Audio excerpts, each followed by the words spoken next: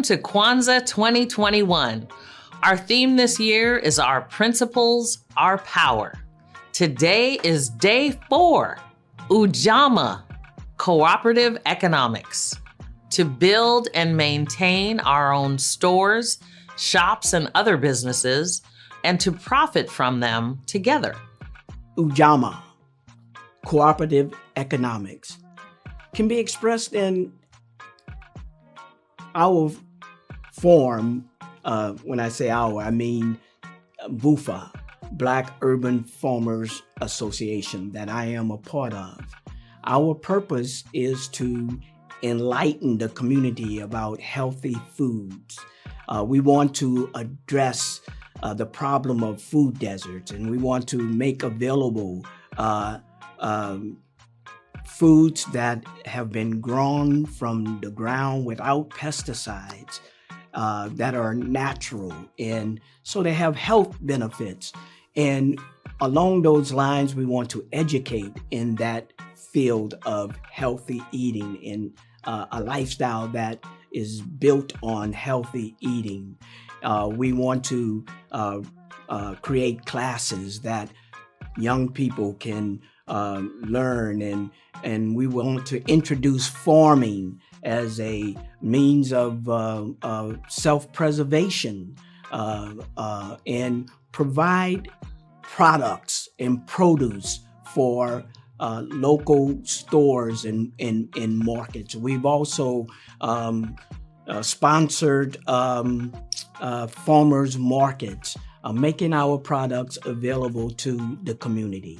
And where possible, we would even give our foods to those who are in need. So we share with other entities like St. Mary's. So our cooperative economics is not only for our own growth and prosperity, but we want to share it with the community, enabling them to position themselves to prosper through healthy produce and a lifestyle based on healthy produce. Welcome back. We are going to talk a little bit about one of the critical components of Kwanzaa, which is the Kwanzaa table and the setting of the Kwanzaa table. So first, I want to just talk a little bit about the mazao. So there are several different symbols on the Kwanzaa table. The mazao, meaning crops, is one item. And if you recall, Kwanzaa is based off of the first fruit celebrations from the continent of Africa. They do them in many different countries. And specifically, we want to use fruit crops that are representative, but also, the best crops you can. What you want to do is make sure that you're using these crops. And you can put apples, oranges, whatever types of crops that you want to highlight on your Kwanzaa table. I tend to use sweet potatoes and squash and different fruits. So you can see I normally put this in a basket. This basket that's hand woven, but it doesn't have to be. Some people just place it on the table itself. Additionally, you have the muhindi, and the muhindi here is corn. Typically, you have the number of ears of corn that is on your Kwanzaa table represents the number of children you have in your household. So I, right now, have 2 grandchildren in my household. It is represented with 2 ears of corn. Here, you also have the kinara. And you can see the kinara also has 7 candles. So the kinara means candle holder. The mashumasaba, which is the 7 candles, those are represented here in red, black, and green. And typically the colors, red is representative of the struggle, the blood shed. The black is representative of the people. It is also the unity candle. And green is representative of the earth as well as the future. So typically when you're lighting the candles, for example, you always start with the black candle first, because that is the first day of Kwanzaa for Umoja, unity. And then you go to the red side for the second principle. And then you go to the green side, which would be the third principle. And you keep going all the way until all of them are lit. Here you also have the Kikombe Cha Umoja, which is the unity cup. And the unity cup, typically it would be filled with water here. It is used for the libation that is done during the Kwanzaa ceremony. And you can either symbolically pour it into a plant or take symbolic sips as part of the libation. Additionally, you have the Umka Mat, which you will notice the kinara sits on top of the umkeka. And it really represents the grounding. Typically, the Umka Mat is made with wood, or it has an earth element to it. So you want the kinara to be sitting on something that is earth focused. And then additionally, you can have heritage symbols on your table, like this one. Sometimes I have masks on my table, or other heritage symbols. You also can place books on your Kwanzaa table. And in many cases, you may also have zawadi, which are gifts. And typically gifts can be given for Kwanzaa. We do not focus a lot on gifts. But what happens is when we have small children, a lot of times we want to make sure that they are taken care of and that they enjoy coming. So you can have gifts, the zawadi.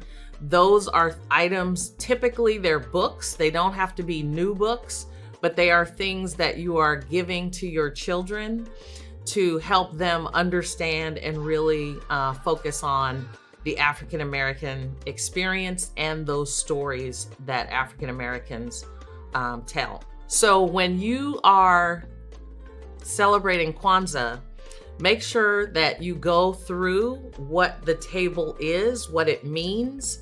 And you can also add things like kente cloth or musical instruments, other things to tell the story. It is a Pan-African story, and Kwanzaa itself, based on the Kuwaiti philosophy, is really a Pan-African celebration.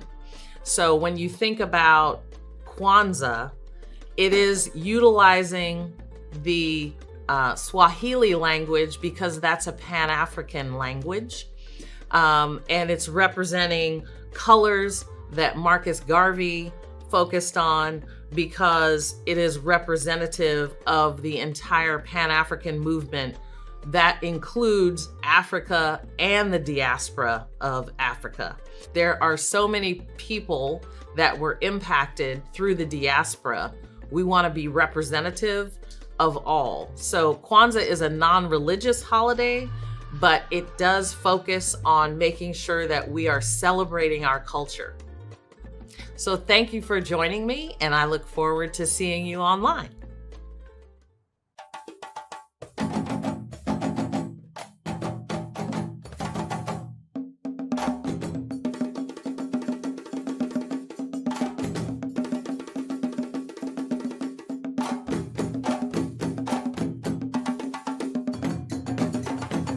Kwanzaa is absolutely one of the most important holidays of the entire year. You know, it's a time where we can really come together and celebrate just being Black. It's also a time to reflect on the struggle of being Black in America. It's a time where we can really give respect and honor to our elders and our ancestors for the role that they played in that struggle. And I actually like how Kwanzaa falls during the time when we're transitioning to a new year, because not only can we reflect, but we can also look forward to a better tomorrow.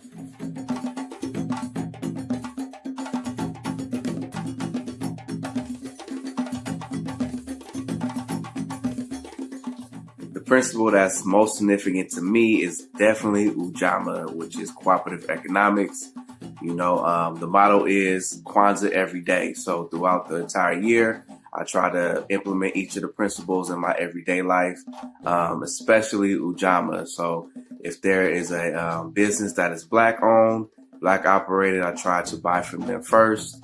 If someone has a service or a product that I can use, I try to go to them first before anyone else, just so I can make sure that I do my part to keep the Black dollar circulating within our community. So Ujamaa is definitely the most significant principle to me.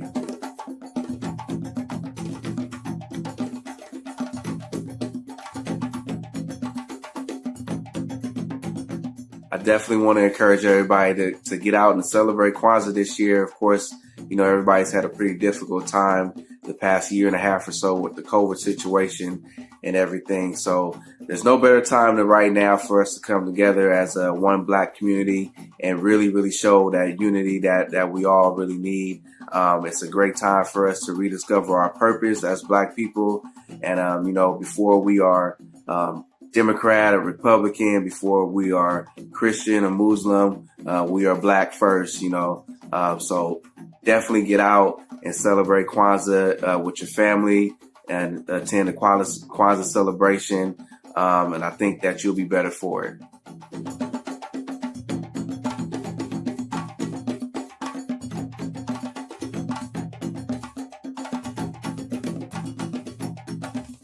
Don't forget to join us tomorrow at 7 p.m. Pacific. Each day of Kwanzaa, we are broadcasting to you so you can learn a little bit more about it.